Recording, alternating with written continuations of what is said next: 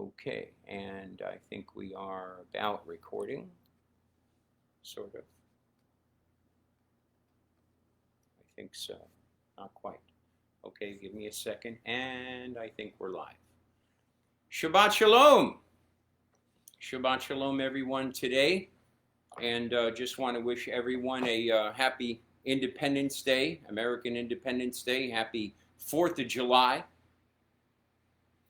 Today's message is called The Heart of Adonai, and based on the Haftarah portion from Parsha Chukat Balach. And wow, happy 4th of July. No barbecue for me today.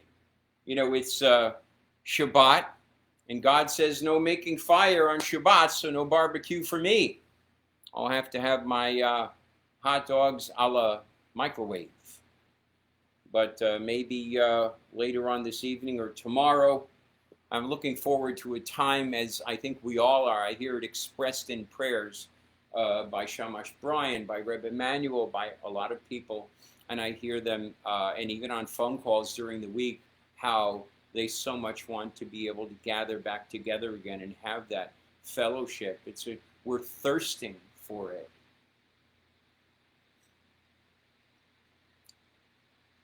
You know, but barbecues and picnics aside, America's Independence Day celebrates so much more than a day off to have a barbecue or a picnic or a get-together. It's a celebration of freedom. Freedom from British taxation and religious oppression. It's about the birth of a new nation, the United States of America. Now, the United States Declaration of Independence is the pronouncement adopted by the Second Continental Congress, meeting at the Pennsylvania State House in Philadelphia on July 4th, 1776, 244 years ago today. The U.S. Constitution itself was established in the year 1789. And I wonder, did you know that 12 of the original 13 colonies incorporated the entire 10 commandments into their civil and criminal codes? Did you know that President George Washington is recorded as having said, quote, "It is impossible to govern the world without God and the Bible. Of all dispositions and habits that lead to political prosperity, our religion and morality are indispensable supporters." The Constitution of the United States ends with the words, "In the year of our Lord." Our nation's motto, you can see it on the back of our currency, is "In God we trust."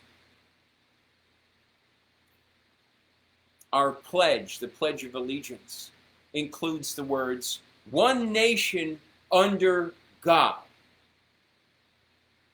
You know, when I was a kid, and no, I'm not going to get into what years those were, but when I was a kid, we said the Pledge of Allegiance every morning in school, followed by the singing of "My Country 'Tis of Thee," or at least the first verse of it. And today, most kids don't even know what the Pledge of Allegiance or "My Country 'Tis of Thee" is, and they never heard of them.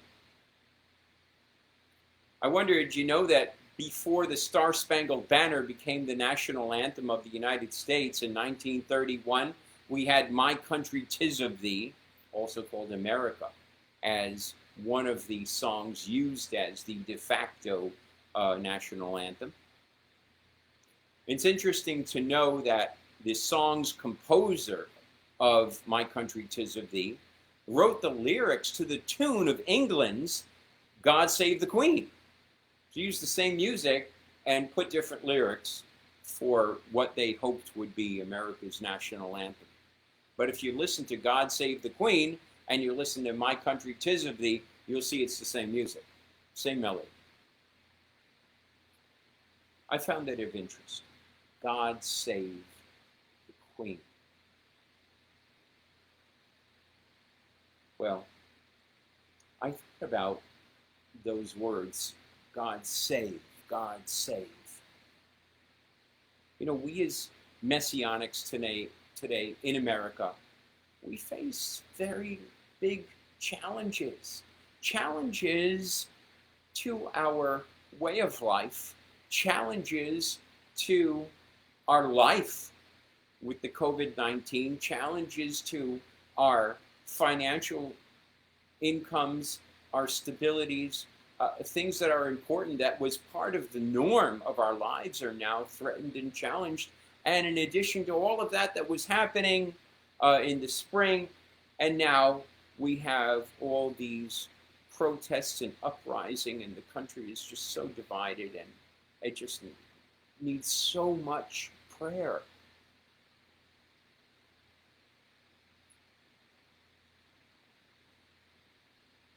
Most Americans are living in a form of sheltering in their homes, wearing masks, and work and school have ground to a halt, with some being able to work remotely from home and a select few actually at their jobs.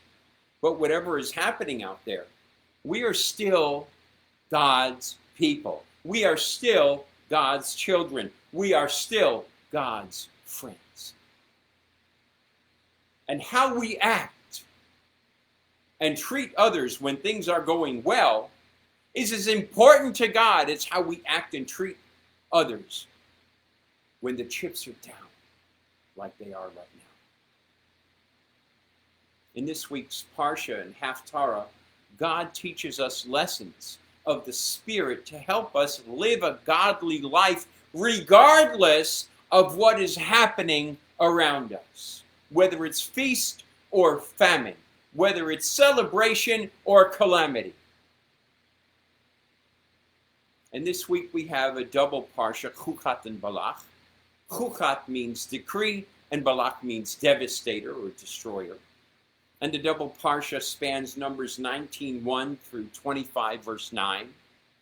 And the first part, Parsha Chukat, tells us about the red heifer, about the death of Miriam, Moses hitting the rock, Aaron's death, Arad attacks Israel, another Israelite rebellion, poisonous snakes, fiery serpents come out, bite the people, they're dying, a bronze serpent is erected on a pole, the Amorites and the Bashanites attack Israel and are defeated.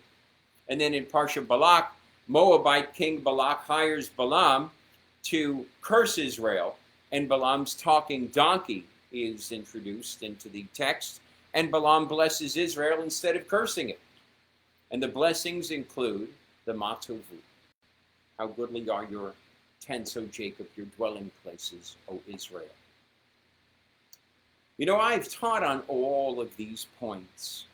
And so today, we're going to look to the Haftarah, to the prophet Micah, or also known in Hebrew as Mikayahu, which means, who is like Yah. In Micah 6:5, Micah quotes God's admonition to the Israelites to recall the events of the Parsha, to quote, remember now what Balak, king of Moab, devised, and what Balaam, the son of Beor, answered him. Now, pay attention, because the verb that the Haftarah, that's in Micah, uses for answer in Hebrew is anah, in Micah 6:5 is a variation of the same verb that the Parsha uses to describe Balaam's answer. Vayanan to Balak in the Parsha in Numbers 22:18 and 23:12. And the first words of Balaam's blessing of Israel of Numbers 24 verse 5, how goodly, Matovu, are echoed in the Haftarah's admonition in Micah 6:8, where it says, what is good, Matov, in God's sight. And also in Psalm 118 verse 25, the same verb anah, which means answer, is also used, where it says in verse 25, Anah Adonai Hoshiana, Anah Adonai Hatzlichana.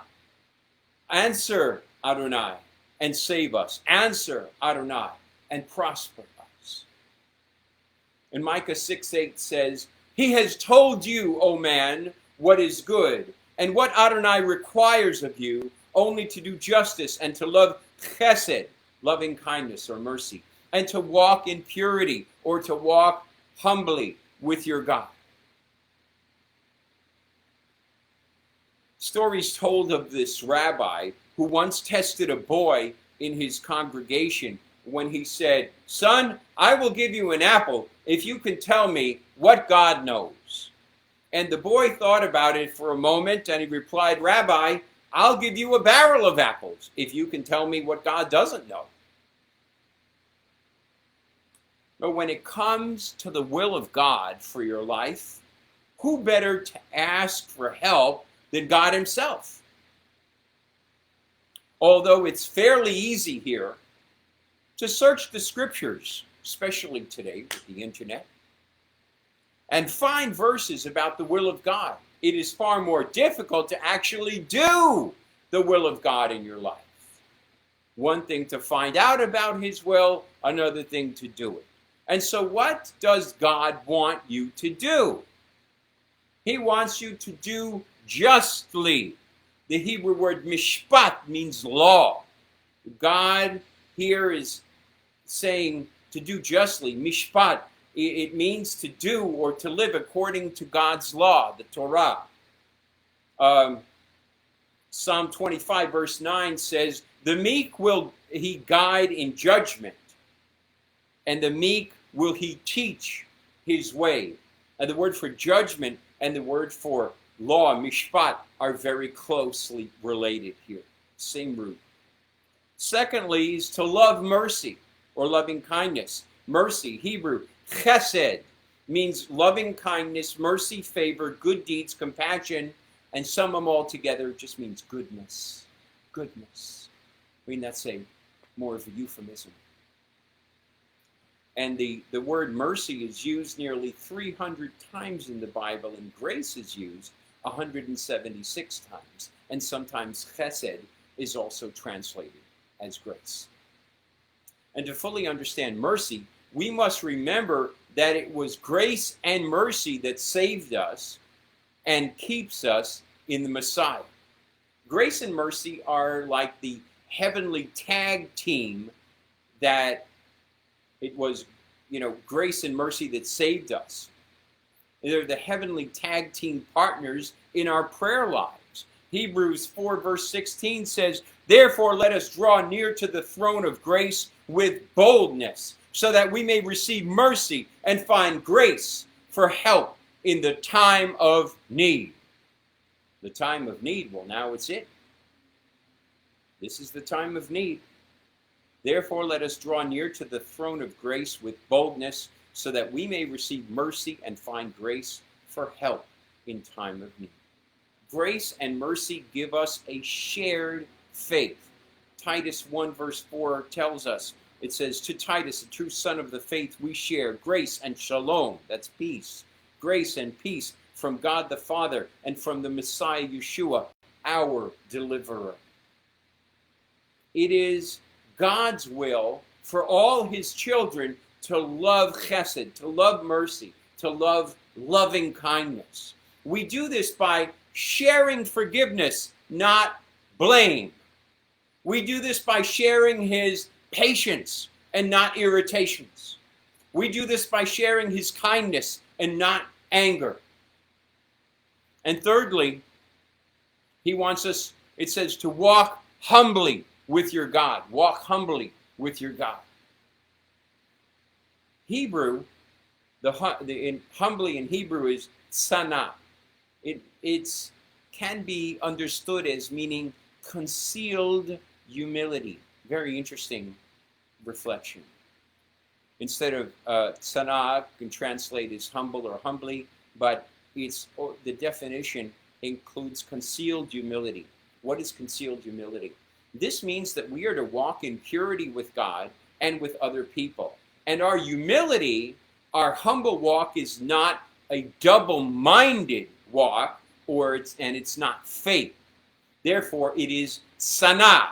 It is concealed humility. The inward sana, the inward humility, shows Messiah outwardly. The inward is reflected outward. Sana. To do this, to walk humbly with God, both parties have to be going the same direction. You will never learn to walk with God until you know which way he is going. And then you have to change your course to match his.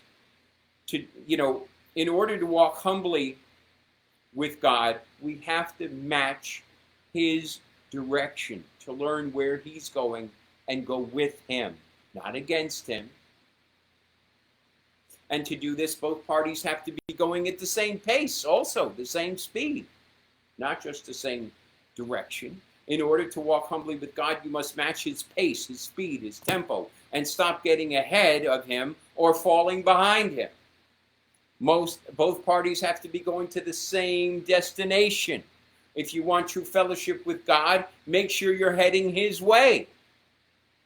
With him, not away from him, not apart from him, but together with him. Both parties have to be going along the same purpose. Why are you walking humbly with God? The purpose for this action is to get and stay in his perfect will for your life. The moment you start walking with God for any other purpose, you're no longer doing his will. That's a fact. If you're trying to do God's will and walk humbly with God just so you can get more money or get something you want out of life, you'll never receive that blessing. You've got to be doing it for the sole purpose of being with him, for that nearness, for that closeness, for knowing that you are there to do his will. He's driving, you're a passenger in his car. Just make sure you get in the right car. Because if the person comes to pick you up and you look at the driver and he's all red and it's got fire coming out of everywhere and has pointed ears and a pitchfork, you know you're in the wrong automobile. King Messiah, Yeshua of Nazareth, says this in Matthew 5, verses 7 to 8. He says, "Blessed are the merciful." Okay, mercy, right? Mercy. "Blessed are the merciful, for they shall be shown mercy. And blessed are the pure in heart, for they shall see God." Remember that walking humbly also means to walk in purity. God says that we are to love mercy and we are to walk humbly or walk in purity with him. So check out Matthew 5. Now, there's a version of the Bible, of the New Covenant, that's called the Message. And it has a way of trying to put it in very simple terms. And I thought it was interesting when I found it. Matthew 5, verse 7 and 8, in the Message, it puts this way. "You are blessed when you care. And at the moment of being careful, you find yourselves cared for. You're blessed when you get your inside world, your mind and heart, put right. Then you can see God in the outside world." You know, we have been instructed to love mercy, to walk humbly, and to be pure in heart. This is the heart of Messiah, mercy and purity. From mercy comes grace, and from holiness comes purity. This holiness, this righteousness, comes only from and through Yeshua the Messiah. Now let's delve deeper as we explore the meanings and life applications for today from the prophet Micah, chapter 6, verse 8, for our lives right now.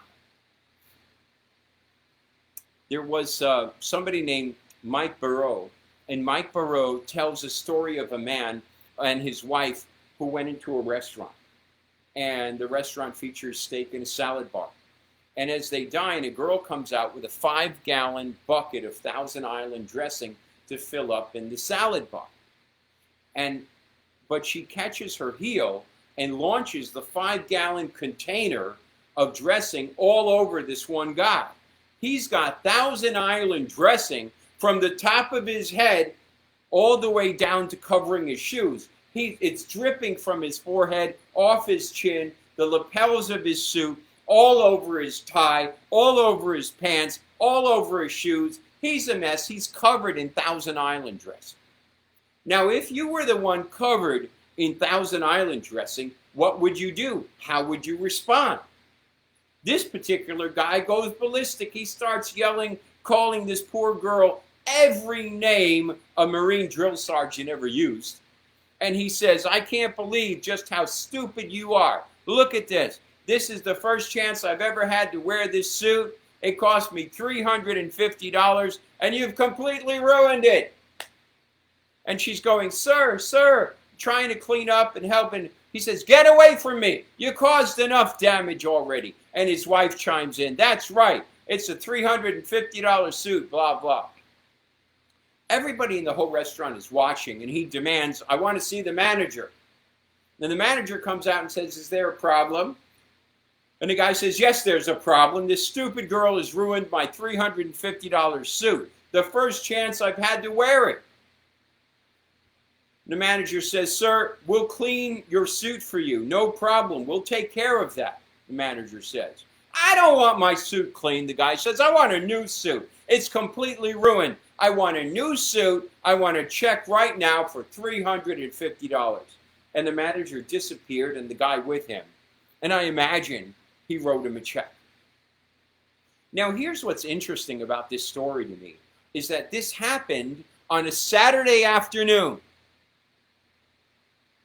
So it occurred to me, why in the world would a guy be in a suit and tie on a Saturday afternoon going into a restaurant with a salad bar and such instead of, I don't know, a pair of jeans and a shirt? Why a suit and tie on a Saturday afternoon? I began to think about it. Quite possibly, he just came from a Shabbat service and from hearing a great sermon on loving your neighbor as yourself or something like this.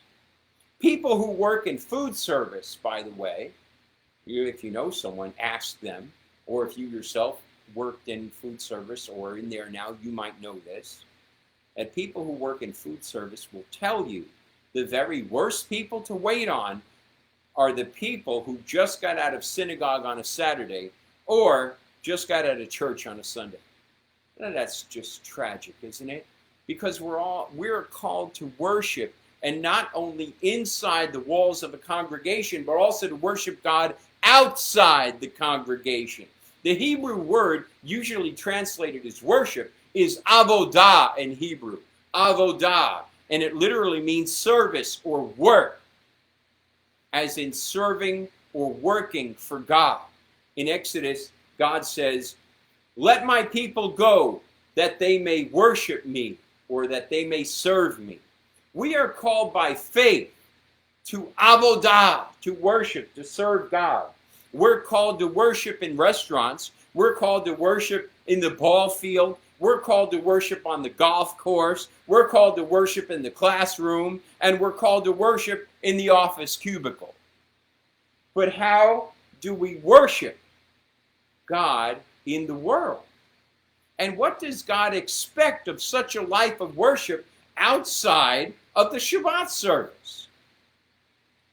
The prophet Micah, explained 3 requirements of worship, of walking with him, of leading a godly life. Let's look again at Micah 6, verse 8. It says, he has shown you, O man, what is good, and what does Adonai require of you? To act justly, to love mercy, and to walk humbly with your God.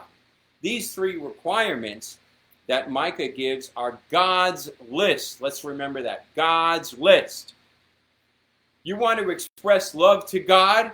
This is what you do. And that's why Paul says in Titus 2, verses 11 and 12, he says, for God's grace, which brings deliverance, has appeared to all people. It teaches us to renounce godlessness and worldly pleasures, and to live self-controlled, upright, and godly lives now in this age. God welcomes us into the family, and then he gives us a list of how to show our love to him. Yet some of the items on his list go against the general culture and standards of our world today. Many people have developed what I like to call the Frank Sinatra philosophy of life. You know, I did it my way. It's like saying, I am all for God's agenda as long as it matches what I want. And that's how Israel was living in the day of Micah, in the day of Micah the prophet. It's how America lives in our day today.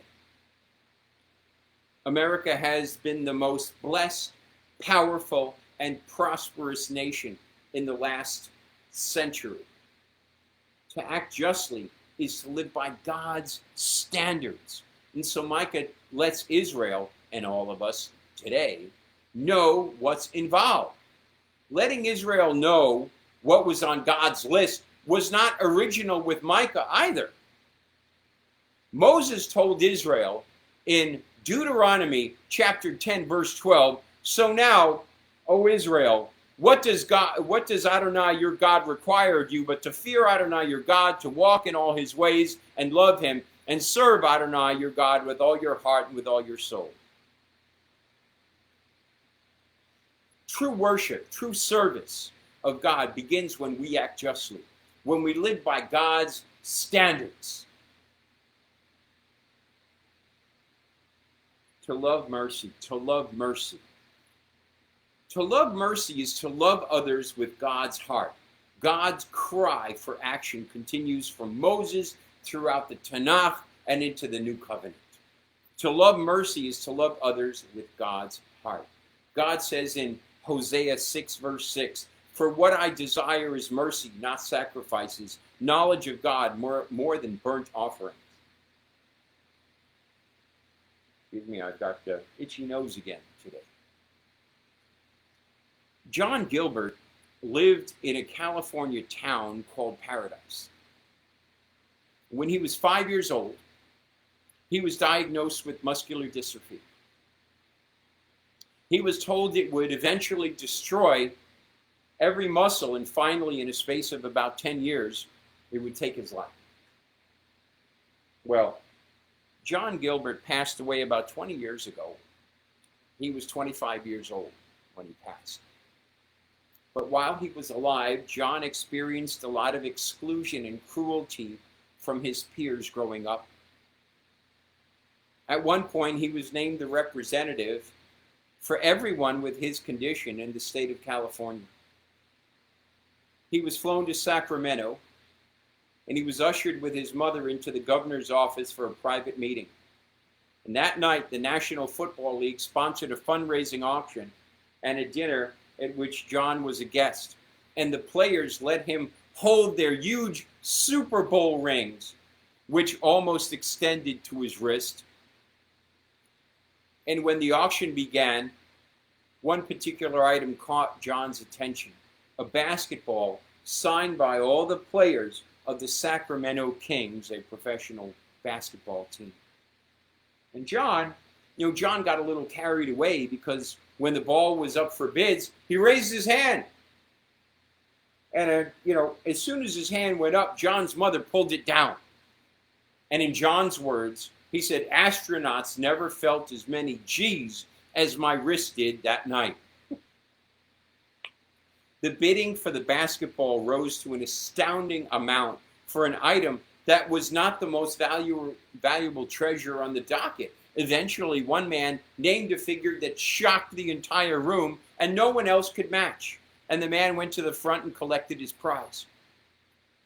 But instead of returning to his seat, the man walked across the room and he placed it in the small hands of the boy who had admired it so intently.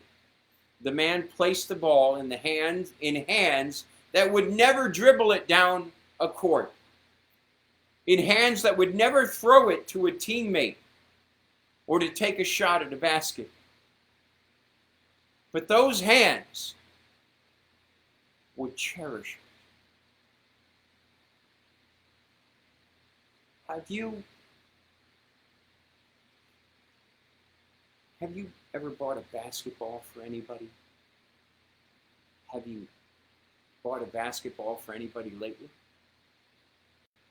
To love mercy is to love others with God's heart, not your heart, not my heart, God's heart. That is chesed. As I mentioned earlier, Yeshua says in his Sermon on the Mount, you are blessed when you care. At the moment of being careful, you find yourselves cared for, the Message version. So hold the door open for somebody. Let that other car go first. Phone a friend, and not because you need a lifeline, but because you might be the lifeline God wants to use to reach him or her with his Spirit. The sages of Israel wrote in the Pirkei Avot, Ethics of the Fathers. They wrote that the world stands upon three things. It stands upon Torah, upon the divine service, and upon acts of kindness. Torah is living a just life. Divine service, walking humbly with God. Acts of kindness, being merciful to others. Do you see the connection with Micah 6:8 here? Lastly, I want to get into walking humbly with your God. Learning to walk humbly with your God is to learn to follow constantly God's direction, his leading, his guiding. You know which is his way and which is the other guy's way. The people of Israel actually ask Micah in Micah 6, verses 6 and 7, and they say this, with what shall I come before Adonai? With what shall I bow myself before God on high? Shall I present him with burnt offerings, with year-old calves? Will Adonai be pleased with thousands of rams, with hordes of rivers of oil? Shall I offer my firstborn for my transgression, the fruit of my belly for the sin of my soul? Are you a firstborn child? Are you a firstborn child? Are you not a firstborn child? You know, for firstborn children, they tend to answer no to Micah's words. Non-firstborn tend to say, what do we have to lose? Shall I offer my firstborn for my transgression, the fruit of my body for the sin of my soul?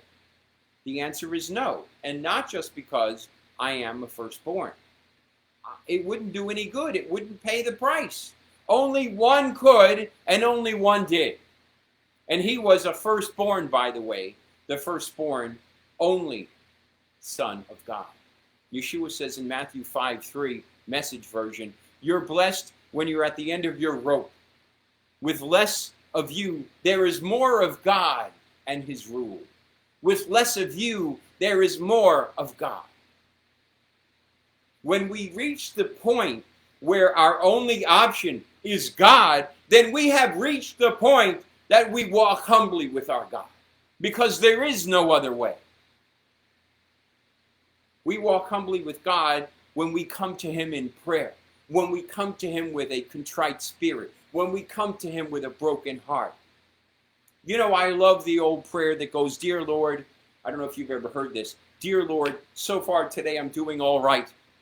I've not gossiped. I've not lost my temper. I've not been greedy. I've not been grumpy. I've not been nasty. I've not been selfish. I've not been self-indulgent. And I have not whined or cursed. However, I'm about to get out of bed, and I will need a lot more help after that. Time in prayer and God's word daily sets the focus for the day. What do you get up and do? Oh, I have no time for God. I have no time for prayer. But yet when you're in trouble, don't you want him to have time for you? You better start making time. Oh, I walk humbly with God. I walk with God. How? When? Where? 1 minute a week?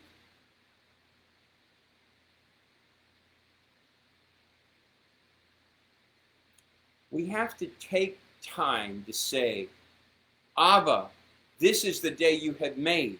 It is your gift. Help me to use it wisely for your glory or Father, it's going to be a long, long day. I need your help and your direction. The answer to the ultimate question. For most people, the ultimate question in life is, what should I do with my life? What is the purpose of life? People search for the meaning and purpose and the answer to that ultimate question. The prophet Micah is a kindred spirit to who's pursuing the ultimate. He's a kindred spirit to those pursuing that ultimate question. As he spoke to the people of Israel, Micah's focus was to remind people of their purpose. For Micah, the answer to the ultimate question is found in the larger purposes of God. For Micah, he says, what does the Lord require of you? This he asks with his own ultimate question.